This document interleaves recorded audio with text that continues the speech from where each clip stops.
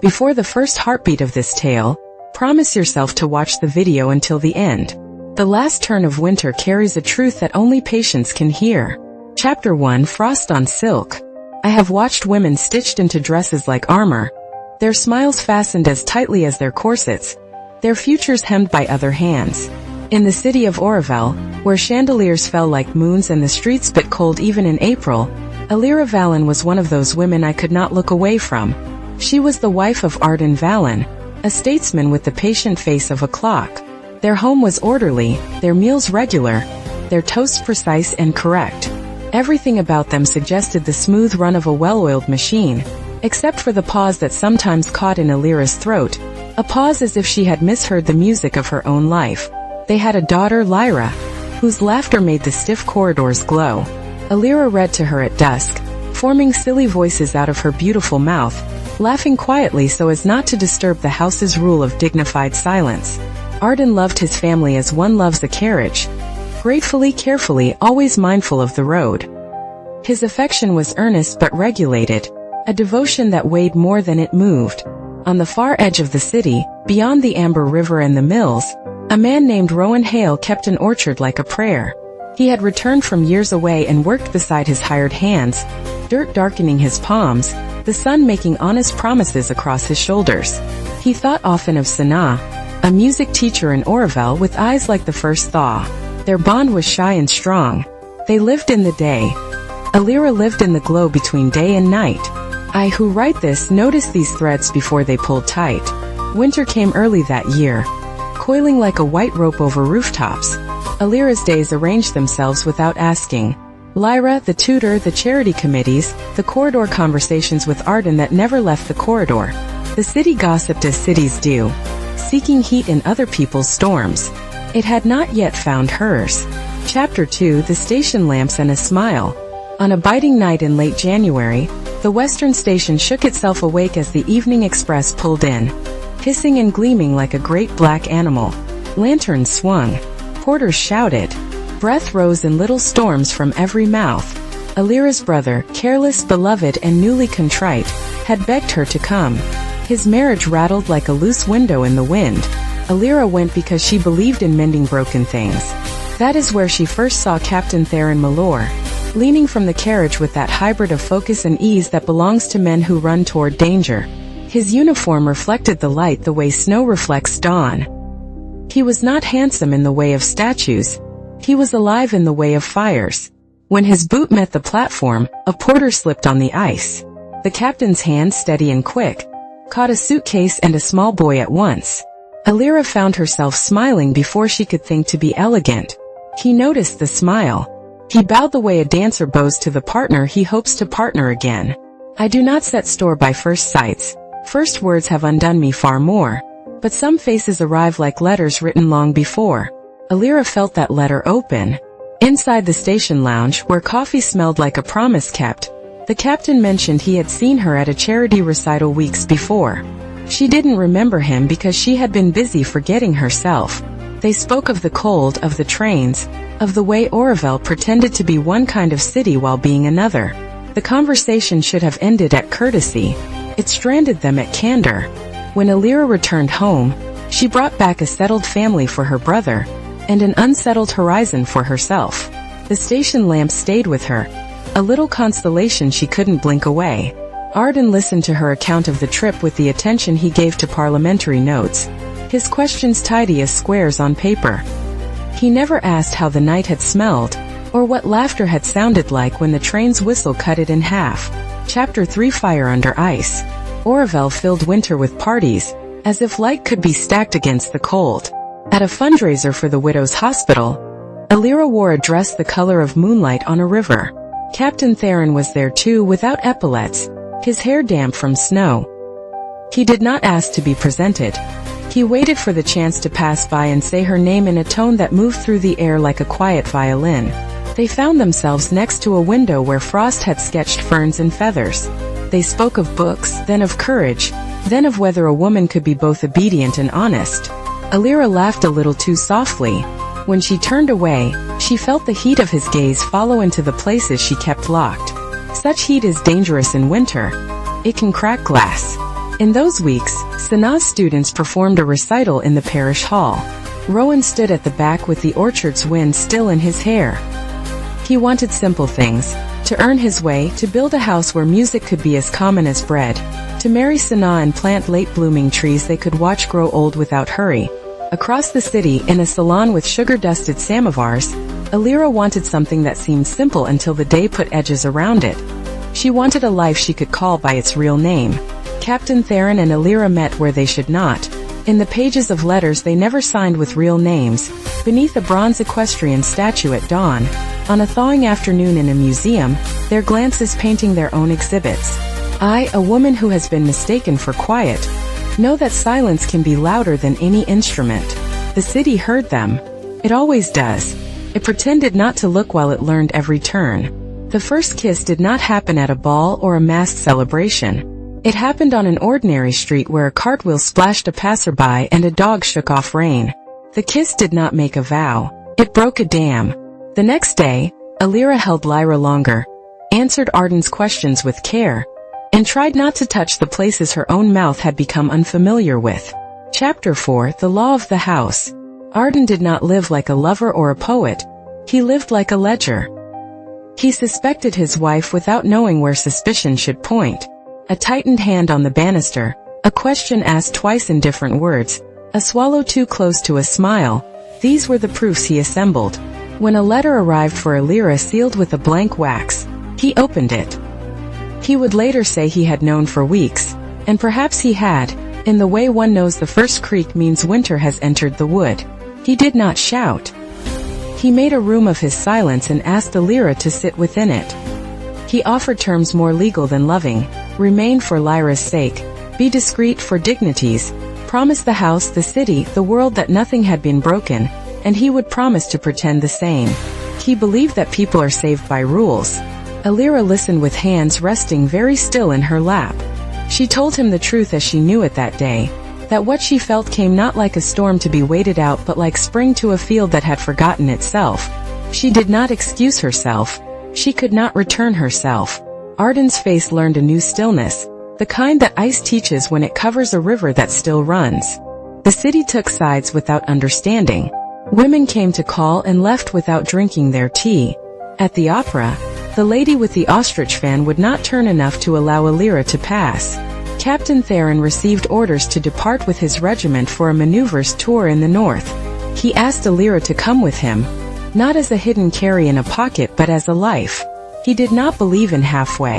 Lyra's hair smelled of chamomile when Alira pressed her face into it. Love is not math, but it involves subtraction. Alira knew that the sum would not balance, no matter which number she moved. She chose in the way one chooses to breathe, urgently, as if denial were a deeper water. She left the house with a trunk that looked smaller than it had yesterday. Behind her, Arden stood very straight, which is what men do when the ground is not steady.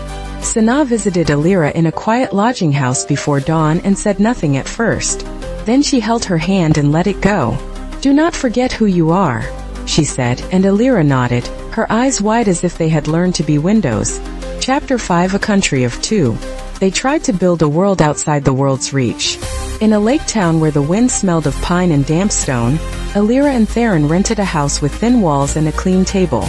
They learned small things about each other. He never remembered to snuff a candle. She could not sleep unless the window cracked open an inch. They watched fishermen push through morning mist, counted the swans, named a cloud they saw often as if it were theirs. A certain kind of happiness is too bright for eyes that have been too long indoors. For a time they lived inside it. After a while, brightness demands to be lived with, not only in.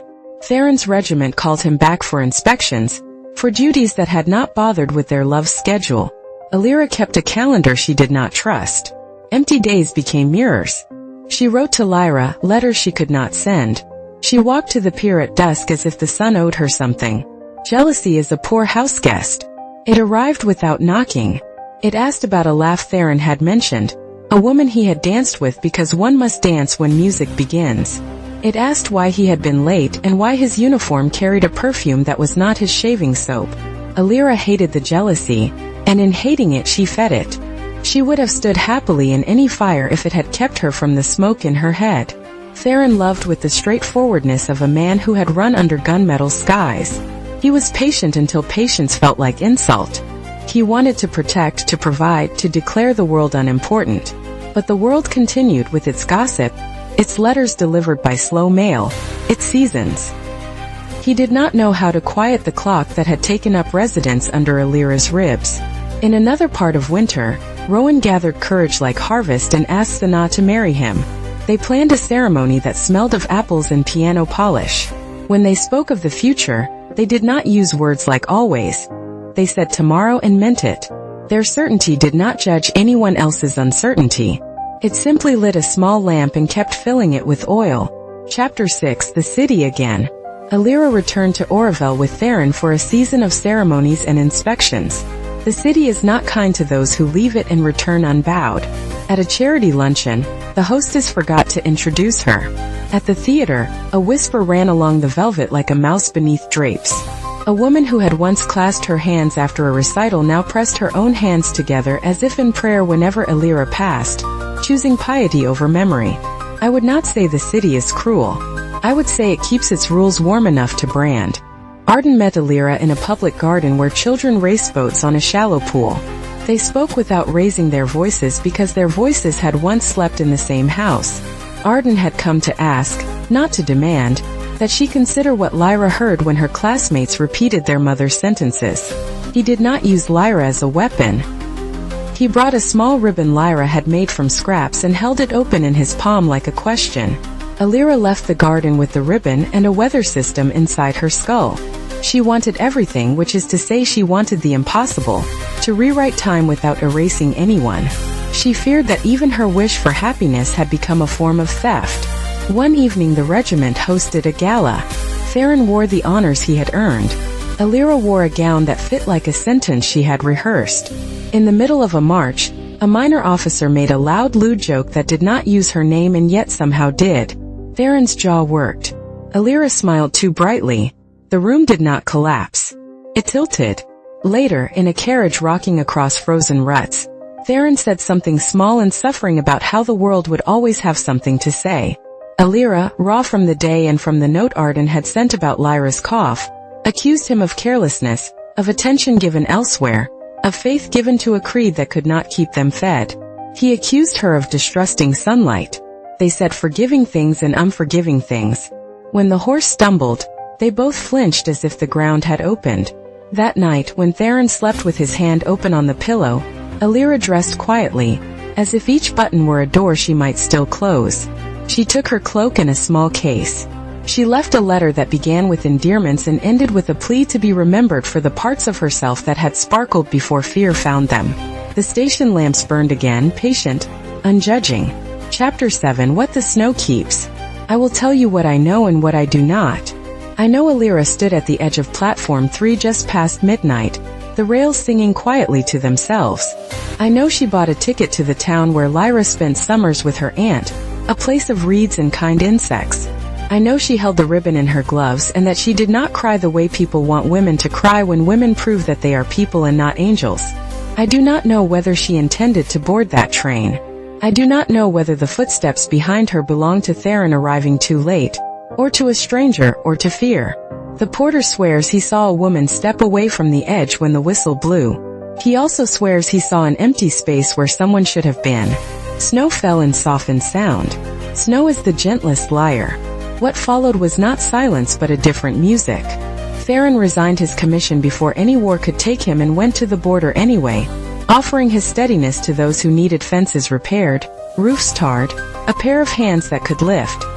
He wrote letters to no one and burned them. He kept a room with a cracked window for a long time. Arden raised Lyra with the steady love he knew how to give. On Sundays he walked slower and let her skip ahead. He learned to laugh without counting the cost. When Lyra was old enough to ask for stories of her mother, he told her the ones that smelled like lake water and cinnamon and books in late afternoon. He told her that her mother wanted oceans, and that sometimes oceans require navigators who learn late. Rowan and Sana married under an arch of branches that remembered spring. They did not pretend the world was simple. They made theirs simple anyway. A yard with laughter, a table set even when the bread was plain, A piano with a scar along its lid that sounded sweeter for being imperfect. They visited Arden and Lyra and did not avoid Alira's name. Love is less haunted by the dead than by the unnamed. Every year when the station clocks went forward and then back, someone left a spray of winter herbs at platform 3. Thyme for courage, rosemary for remembrance, a single white hellebore, stubborn in the cold. The station master thought it was a foolishness. I did not correct him. Foolishness keeps faith with those who need it more than sense. I think Alira wanted to be seen, not as an affair or a morality play, but as a woman whose life did not fit within the ligatures of a beautiful city. I think she wanted to look at a man she loved and not ask him to be both a door and a roof. I think she deserved better than the choices on offer. But life is not a court case and I am not a judge. I am a woman who watched snow recast a city and knows that certain footsteps remain after the thaw, even when the feet that made them have gone elsewhere. If you ask me where she is, I will answer like this. She is where the snow keeps secrets and the rails meet the horizon, in the space between departure and arrival where the heart decides which law it obeys. She is in the laughter of a girl who will not let the world tell her what she is allowed to want. She is in the patience of a man who learns to love the living. She is in the bright, burning absurdity of two people who believe that the world might forgive them if they could forgive themselves first. And in the lamps that blink awake each night at the station, she is there, too. The light is not hers, but it remembers her face. So do I. If this tale moved you, please subscribe to the channel, activate notifications, give the video a like, leave a comment with your thoughts, and share it with someone who loves stories. Your support keeps these lights burning.